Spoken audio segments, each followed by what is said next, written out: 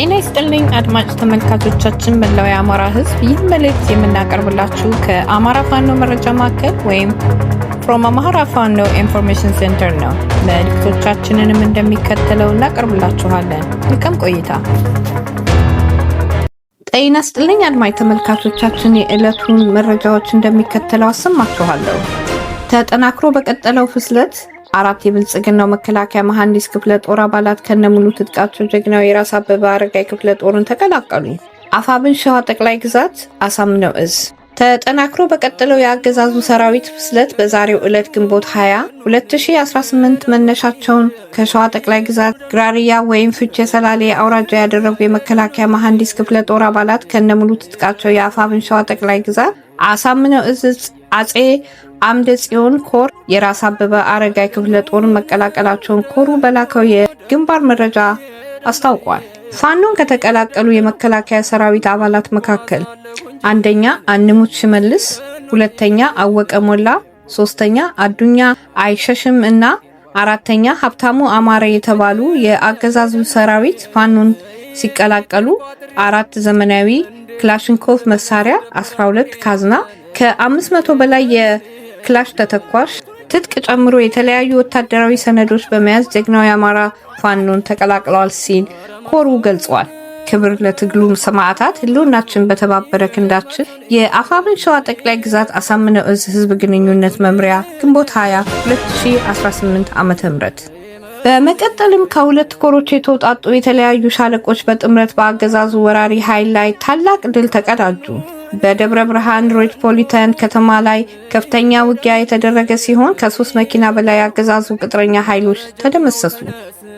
አፋብን ሸዋ ጠቅላይ ግዛት አሳምነው እዝ ደብረ ብርሃንን ከተማ ካላት የኢኮኖሚና ጂኦፖለቲካዊ ፋይዳ አንጻር ከአዲስ አበባ በመቀጠል አገዛዙ ከፍተኛ ወታደራዊ ኃይል ያከማቸባት ከተማ ብትሆንም የአፋብን ሸዋ ጠቅላይ ግዛት አሳምነው እዝ አካል የሆኑት ወንድማማቾቹ የአጼ አምደ ጽዮን ኮር እና አጼ ዘርዓ ያዕቆብ ኮር አህዶች ዛሬ ግንቦት 21 ቀን 2018 ዓ.ም ከማለዳ 11 ሰዓት ጀምሮ በአምባገነኑ የብልጽግና ወንበር ጠባቂ የአየር ወለድና የኮማንዶ አባላት ላይ የተጠናከረ እርምጃ እየወሰዱ ይገኛሉ።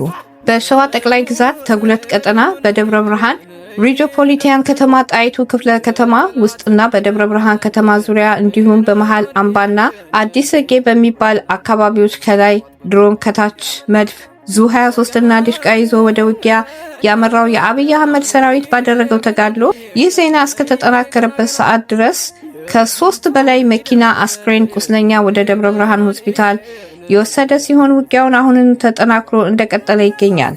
እየተደረገ ባለው ልዩ የቅንጅት ተጋድሎ ከአምደ ጽዮን ኮር የኮሩ ቃኝን ጨምሮ ከ7 ከራንቦና ከሚኒሊክ ክፍለ ጦር የተውጣጡ ውስን ሻለቆች የተሳተፉበት ሲሆን በደብረ ብርሃን ከተማ ዙሪያ በመሃል አምባና አደሰጌ በተባሉ ቦታዎች ላይ የጠላትን ኃይል እየደመሰሱት ይገኛሉ። በሌላ በኩል ከአጼ ዘርዓ ያዕቆብ አንደኛ ኮር ከነጎድጓድ ክፍለ ጦርና ከናደው ክፍለ ጦር የተውጣጡ የተለያዩ ሻለቆች ጠላት ላይ ከፍተኛ ጉዳት እያደረሱ ይገኛሉ።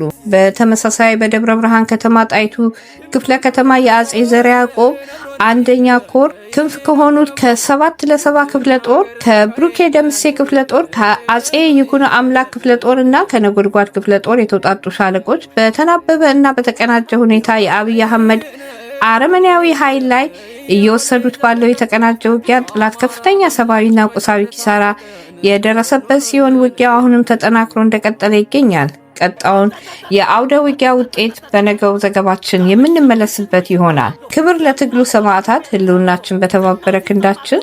የአፋብን ሸዋ ጠቅላይ ግዛት አሳምነው እዝ ህዝብ ግንኙነት መምሪያ ግንቦት 21 2018 ዓ.ም። በድጋሚ የአማራ ፋኖ መረጃ ማዕከል ቤተሰቦች በቀረበላችሁ መረጃዎች ላይ ሀሳብ አስተያየት እንድትሰጡ በትህትና እንጠይቃለን። ሰናይ ጊዜ እንዲሆንላችሁ እንመኛለን። በተጨማሪ ላይክ፣ ሼር፣ ኮሜንት፣ ሰብስክራይብ እንድታደርጉልን በትህትና እንጠይቃለን። አመሰግናለሁ።